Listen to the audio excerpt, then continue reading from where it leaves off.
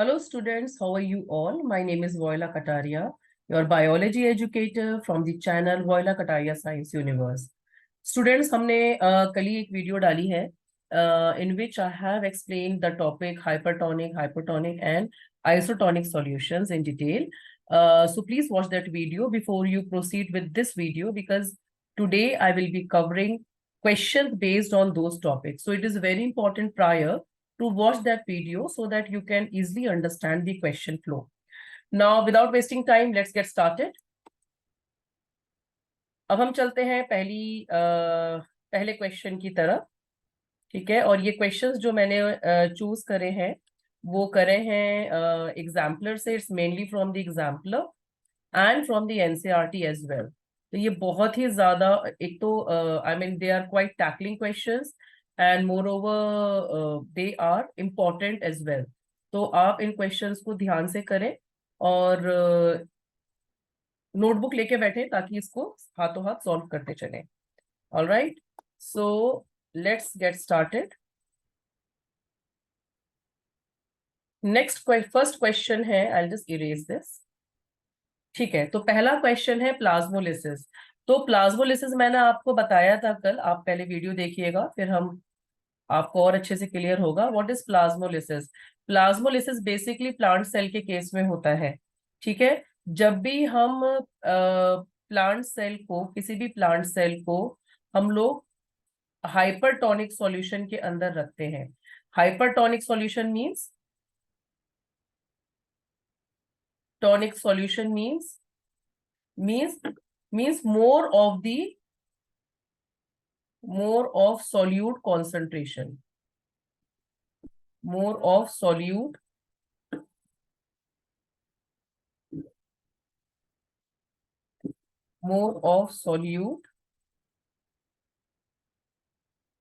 concentration।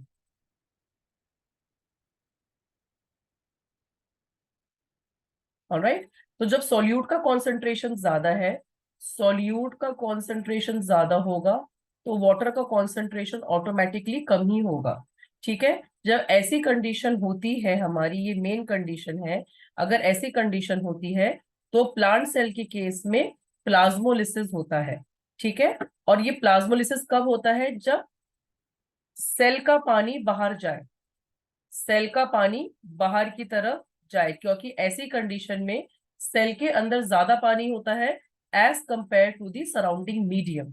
तो ऐसी कंडीशन में क्या होता है? एक्सोऑस्मोसिस। क्या होता है? एक्सोऑस्मोसिस। तो पहले का आंसर क्या है? पहले का आंसर है एक्सोऑस्मोसिस। आप कॉन्सेप्ट समझ लीजिए पहले। जब हाइपरटोनिक सॉल्यूशन होता है तो उसमें सॉल्यूट का कॉन्सेंट्रेशन ज्यादा होता है, वाटर का कॉन्सेंट्रेशन कम होता है in comparison to the cell. अब कोई भी सेल है, प्लांट सेल है या एनिमल सेल है, वो पानी बाहर की तरफ फेंकेगा, ठीक है, एक इक्विलिब्रियम मेंटेन करने के लिए। और ऐसी कंडीशन को हम एक्सोऑस्मोसिस कहते हैं। तो फर्स्ट का आंसर हो गया एक्सोऑस्मोसिस। अब चलते हैं दूसरे क्वेश्चन की तरफ। दूसरे क्वेश्चन में है, if the solute concentration is higher, ठीक है। जब सॉल्यूट का, ये मैंने आपको पहले टॉपिक में ही इसका एक थ्योरी तो समझा ही दी है लगभग, कि सॉल्यूट का कॉन्सेंट्रेशन अगर हायर है then the solution in the if the solute concentration is higher in the external solution, then the solution is called hypertonic कहलाता है, हाइपरटोनिक कहलाता है, आइसोटोनिक कहलाता है, या नन ऑफ दी अबव। कहने का मतलब ये है, if the solute concentration means to say that ये अगर सॉल्यूशन है और इसमें सॉल्यूट कॉन्सेंट्रेशन ज्यादा है तो ऑटोमेटिकली वाटर का कॉन्सेंट्रेशन कम ही हो जाएगा।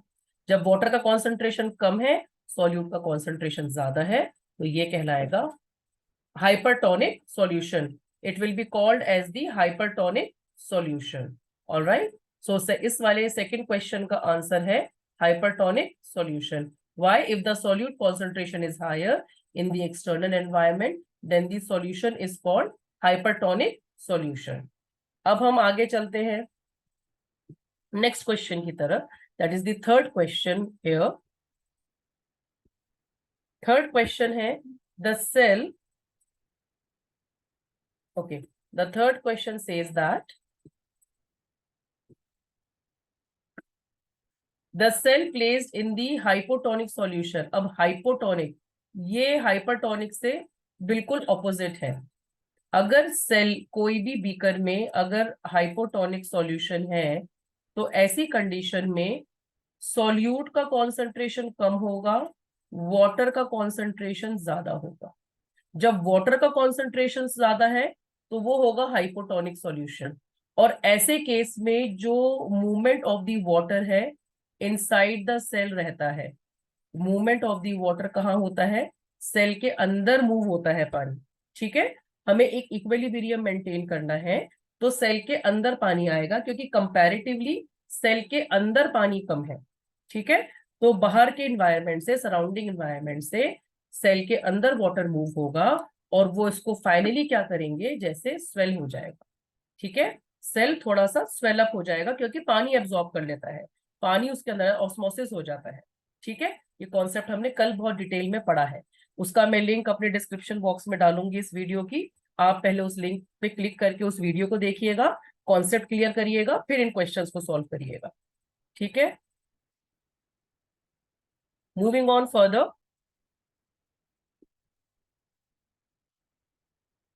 The cell will swell up. अब सेल कौन सी कंडीशन में स्वेल अप होगा? कौन सी कंडीशन में स्वेल अप होगा? सेल सेल कंडीशन कौन से में स्वेल अप होगा? Cell condition B, B condition में स्वेल अप होगा। The concentration of the water molecule in the surrounding medium is higher than water molecule concentration in the cell.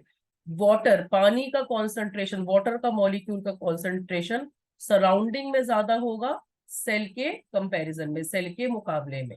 ठीक है, तो ऐसी कंडीशन में क्या होगा? सेल स्वेल हो जाएगा।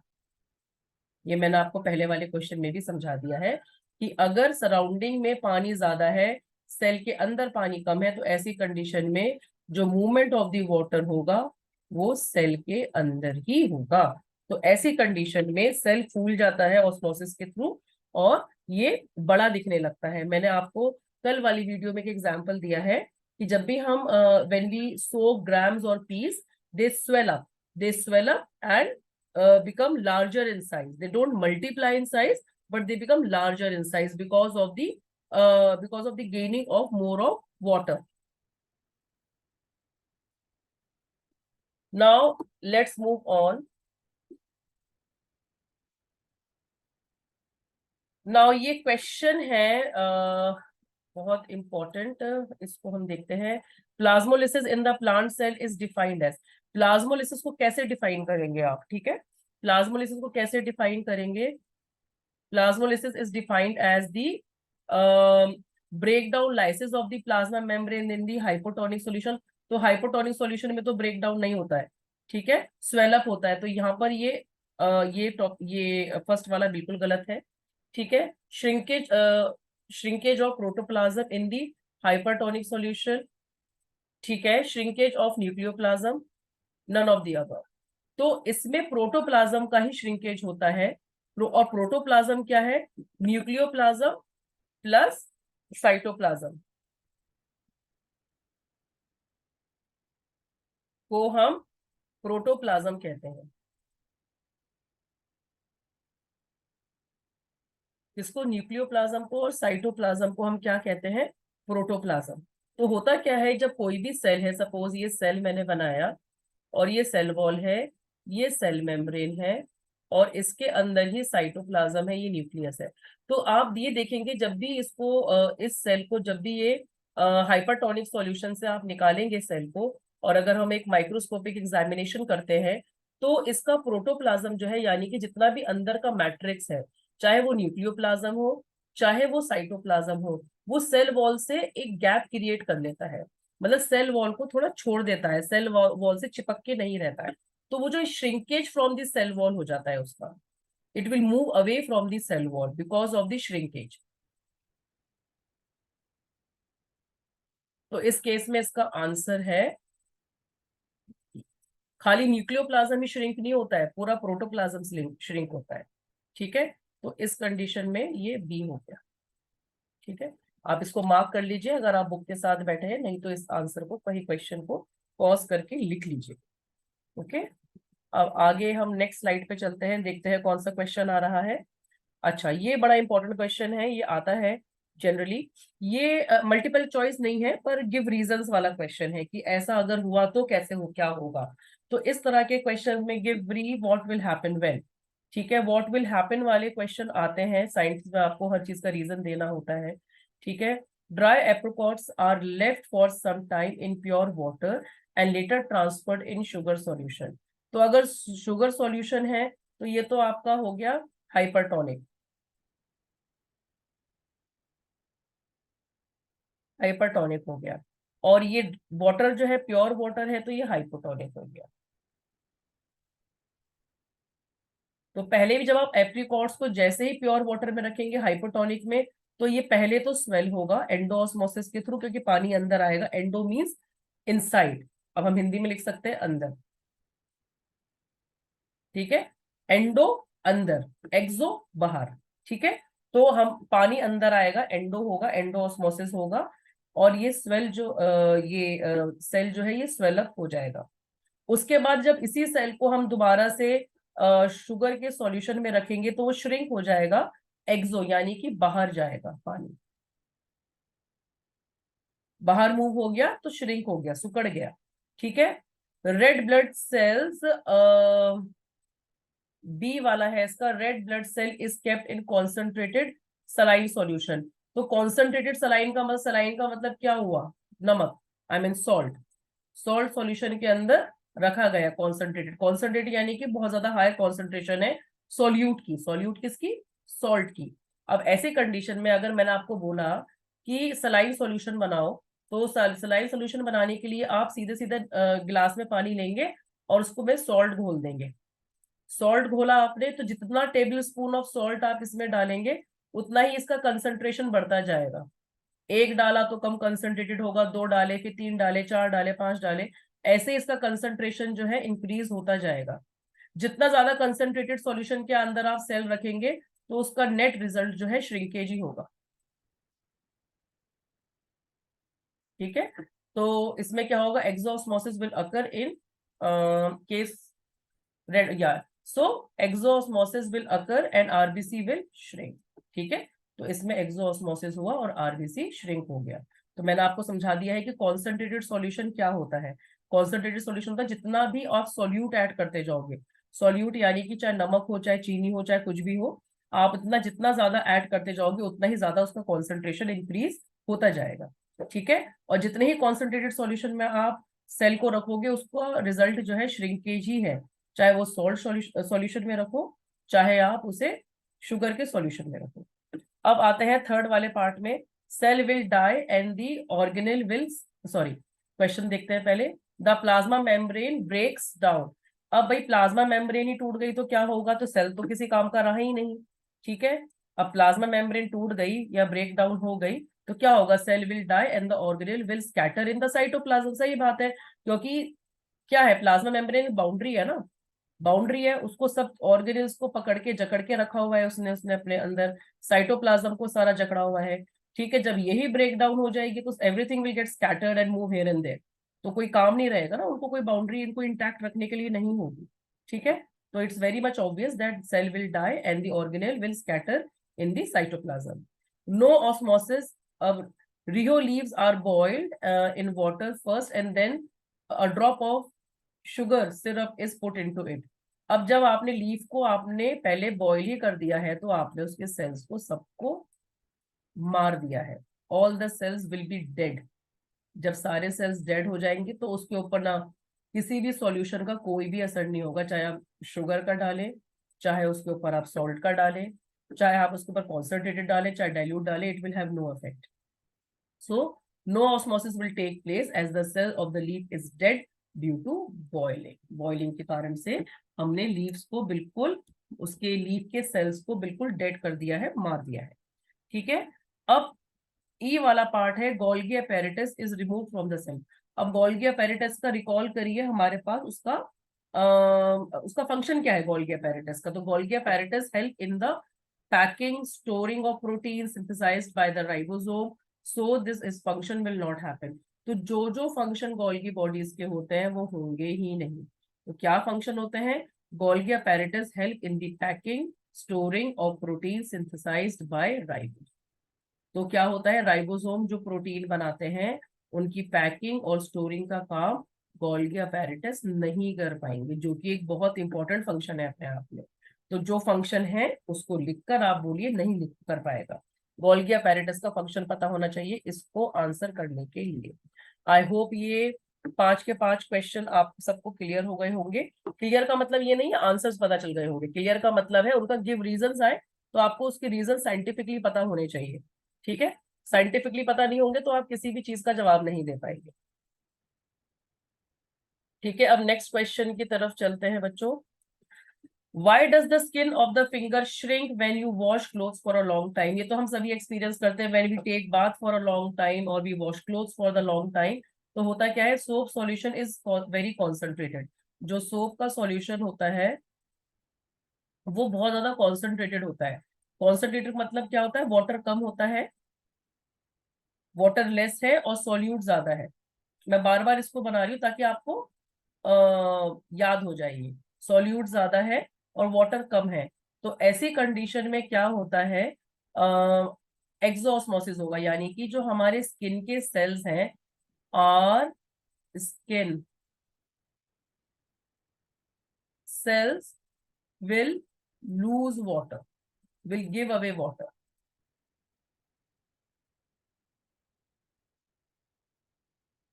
और हमारा वाटर जब गिव अवे हो जाएगा तो क्या होगा, जाहिर सी बात है श्रिंकेज ही होगा, सुकड़े नजर आएंगे हमारे हाथों के आगे के इसके, इट विल श्रिंक। तो यही है इसका आंसर, क्योंकि जो सोप का सॉल्यूशन है वो कौन सा है, हाइपरटोनिक सॉल्यूशन है।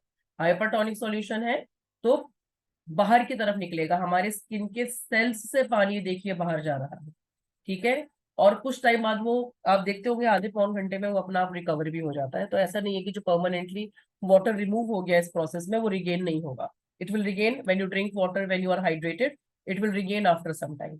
ओके, तो ये इसका यही रीजन है, क्योंकि जो सोप का सॉल्यूशन है वो बहुत ज्यादा हाइपरटोनिक होता है, और हाइपरटोनिक होने की वजह से वो हमारे स्किन के सेल से वाटर को निकाल देता है, वाटर को निकालता है, एक्सोस्मोसिस होता है, और रिजल्ट क्या होता है उसका, श्रिंकेज होता है। अब आगे बढ़ते हैं।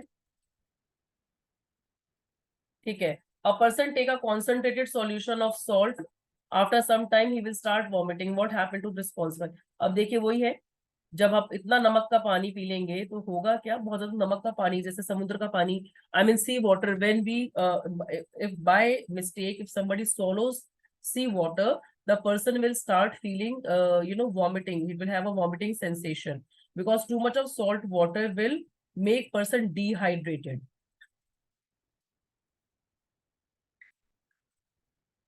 डिहाइड्रेट क्यों हो जाएगा, क्योंकि जितने भी सेल्स हैं हमारी बॉडी के जो कांटेक्ट में आएंगे उस पानी के, सॉल्ट वाटर के, जो भी कांटेक्ट में आएगा, जो भी हमारी बॉडी का सेल कांटेक्ट में आएगा, वो ऑटोमेटिकली एक्सोऑस्मोसिस करना शुरू कर देंगे। और इस रीजन से क्या होगा कि वॉमिटिंग की सेंसेशन आएगी, और सारा पानी जो भी एक्सोऑस्मोसिस के थ्रू हमारी बॉडी में इकट्ठा होता रहेगा तो वो एक वॉमिटिंग सेंसेशन देंगे, वो पानी कहीं ना कहीं से तो बाहर निकलेगा, तो it comes out through vomiting. ठीक है, वो वॉमिटिंग के थ्रू बाहर आ जाता है। दोबारा से समझिए, किसी ने अगर गलती से कॉन्सेंट्रेटेड सॉल्यूशन ऑफ सॉल्ट ले लिया है, तो कुछ टाइम के बाद, बहुत ज्यादा तेज नमक का पानी पी लिया है, तो बहुत टाइम के, कुछ टाइम के बाद उसको उल्टियां आनी शुरू हो जाएंगी। अब ये मत कहिएगा कि मैम जब वॉमिटिंग होती है और डायरिया होता है तो हमें तो नमक चीनी का पानी बताते हैं, ओआरएस का घोल बताते हैं, तो but that is something other.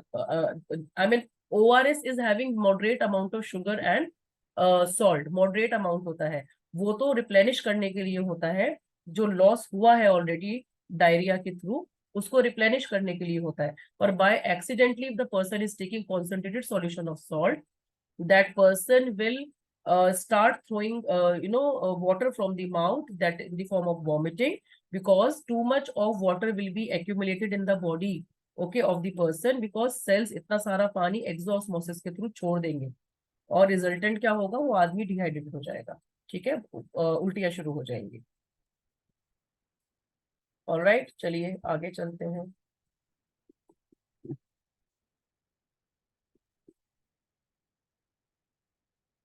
अच्छा, अब ये नेक्स्ट क्वेश्चन क्या कह रहा है, जरा देखते हैं इसको भी हम लोग, समझते हैं क्या है इस क्वेश्चन में।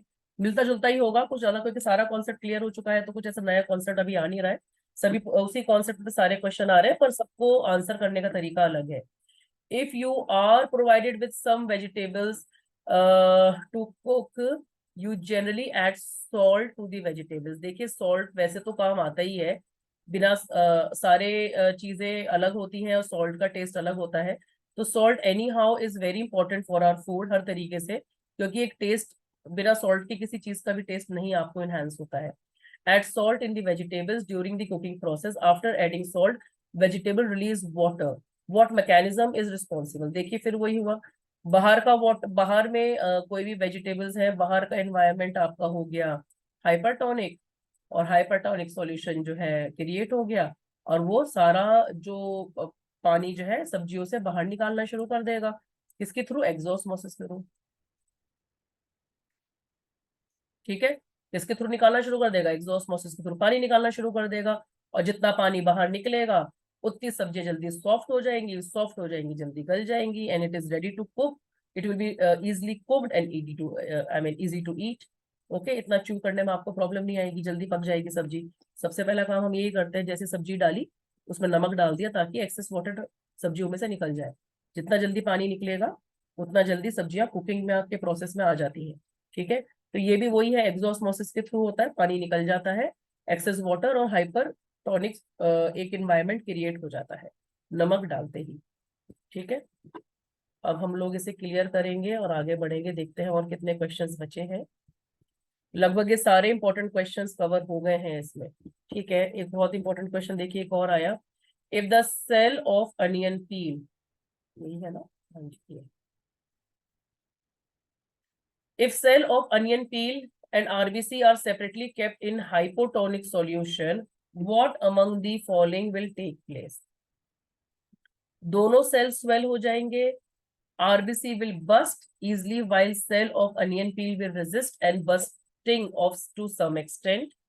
both A and B are correct। ठीक है, तो दोनों सेल स्वेल तो होंगे, क्योंकि हमने पहले ही क्वेश्चन ने क्लियर कर दिया है कि हाइपोटोनिक है। अब हाइपोटोनिक है तो स्वेलिंग होनी है।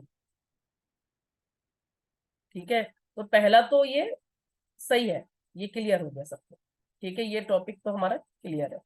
अब वो तीसरा ऑप्शन जो है, इसका आंसर तीसरा ऑप्शन है basically, A and B both are correct. अब ए का तो हमें पता चल गया कि भाई ये क्यों करेक्ट है। ठीक है, पर बी क्यों करेक्ट है। ए का तो पता चल गया हमें करेक्ट है, क्योंकि ये दोनों स्वेल होंगे, क्योंकि हाइपोटोनिक सॉल्यूशन है।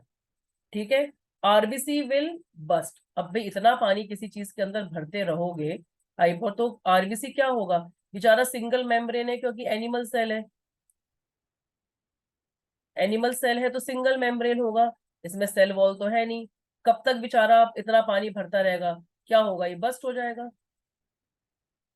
सिंगल मेम्ब्रेन स्ट्रक्चर है, पानी अंदर आता रहा, एक टाइम के बाद क्या होगा, ये बस्ट ओपन हो जाएगा, ये ओपन हो जाएगा। ओपन क्यों होगा, क्योंकि उसका एक ही सिंगल लेयर है, single cell, I mean single layer है, जो कि प्लाज्मा मेम्ब्रेन है इसके ऊपर। अब खाली एक लेयर होने की वजह से, एक लेयर होने की वजह से बेचारा कब तक वो इतना रेजिस्ट करेगा। पर हाँ, अनियन पील भी स्वेल हो जाएगा, ये तो हमें पता है, पर काफी हद तक बस्टिंग के लिए रेजिस्ट करेगा। क्यों करेगा, क्योंकि ये डबल लेयर्ड है, एक तो प्लाज्मा मेम्ब्रेन है, ऊपर से सेल वॉल। एक तो प्लाज्मा मेम्ब्रेन है, फिर ऊपर से सेल वॉल है, तो बस्टिंग नहीं होगी एटलीस्ट, क्योंकि डबल लेयर प्रोटेक्टेड है ये। तो अगर पानी अंदर जा भी रहा है किसी कारण से, so I mean it will resist bursting to some extent, पर आरबीसी नहीं रेजिस्ट कर पाएगा। तो यही मैंने एक्सप्लेनेशन दे रखी है। If the cell of the onion peel and RBC are separately kept in the hypotonic solution, both the cells will swell, and we will see that the RBC will burst easily while the cell of onion peel will resist the bursting to some extent, to some extent। ठीक है, अब हद से ज्यादा जब आप बहुत time तक पानी में रखे रहोगे तो हो सकता है वो भी बस्ट हो जाए। ठीक है, अब हम जाते हैं और इसको हम क्लियर करते हैं और आगे देखते हैं और कितने क्वेश्चन हैं। आई होप आपको सबको समझ में आ रहा होगा ये।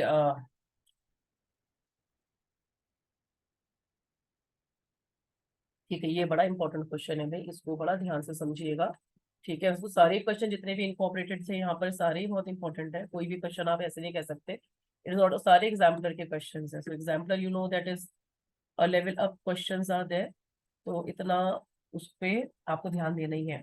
अब ये 4 कप है, फोर टेक 4 पील्ड पोटेटोज, भाई 4 आलू लिए हैं, चारों को हमने छील लिया है, पील कर लिया है, और उनके हमने कप्स बना लिए, स्कूप ऐसे करके आधे आधे काट के हमने कप्स बना लिए, स्कूप कर दिया है, जैसे आइसक्रीम के स्कूप निकालते हैं ना, ऐसे इनको इनमें गड्ढा कर दिया है। ठीक है, इन गड्ढा जो हमने करा है इसके अंदर, इसमें ये हमने इसको नेम कर दिया ABCD।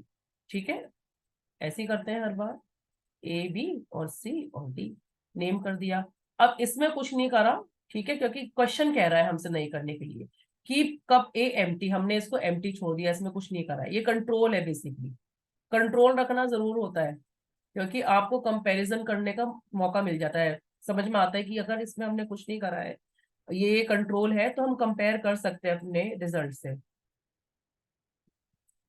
ठीक है, ये कंट्रोल है। बी के अंदर क्या हुआ, शुगर डाल दिया, शुगर का सॉल्यूशन, नहीं, शुगर ही डाली, टेबल स्पून ऑफ शुगर डाली। ठीक है, चम्मच भर के चीनी भर दी इसके अंदर, बस और कुछ नहीं करा है। ठीक है, और इसमें 1 टीस्पून का नमक डाल दिया, इसमें हमने सॉल्ट डाल दिया। ठीक है, उसमें शुगर है, तो एक एक चम्मच हमने इसमें भर के चीनी और नमक डाल दिया। अब इस वाले को हमने क्या करा, इसमें भी हमने शुगर डाली है, एस एस से लिख रहे हैं हम, शुगर, सॉल्ट को पूरा लिखा है। ठीक है, इसमें भी हमने शुगर डाली है, पर हमने क्या गड़बड़ करी, इसको हमने इस आलू को बॉईल करके स्कूप करा। पहले उबाला, उबाल के आधा काटा, आधा करके उसमें ऐसे करके स्कूप करके निकाल दिया, उसका कप बना दिया। इन चारों को हमने ऐसे ही करा है। ये दोनों बॉइल्ड नहीं है, बी और सी बॉइल्ड नहीं है, ये बॉइल्ड है, ये कंट्रोल है। अब इसके ऊपर बेस्ड कुछ क्वेश्चंस है, अब क्वेश्चंस देखो, क्योंकि ये क्वेश्चन ही अपना आप में इतना बड़ा है कि मुझे इसका आंसर दूसरे पे ही स्लाइड पे लिखना पड़ा। Explain why water gather in the hollow portion of B and C. अब देखो, बी और सी के हॉलो पोर्शन में क्यों पानी इकट्ठा हो गया, क्योंकि दोनों ही सॉल्ट और शुगर ने, दोनों ही चीजों ने एक हाइपरटोनिक मीडियम बना दिया। अब हाइपरटोनिक मीडियम बना दिया तो क्या हो गया, पानी निकलेगा ही निकलेगा, किसकी वजह से निकलेगा, एक्सो एक्सोस्मोसिस के थ्रू।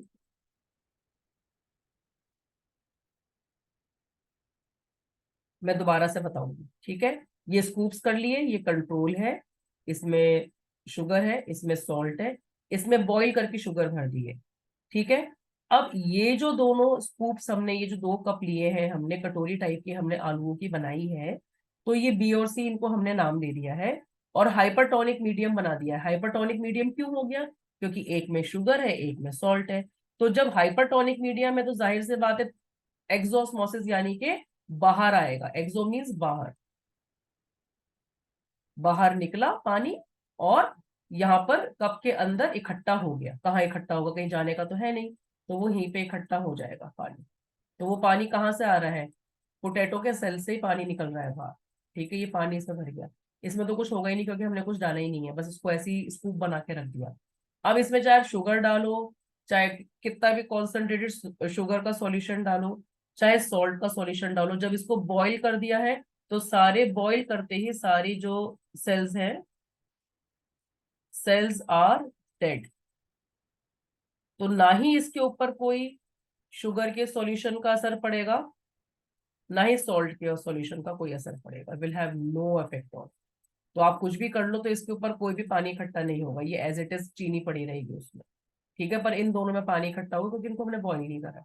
ठीक है, तो अब क्वेश्चंस देखते हैं हम, इसको क्लियर करते हैं, और आगे बढ़ के हम देखते हैं कि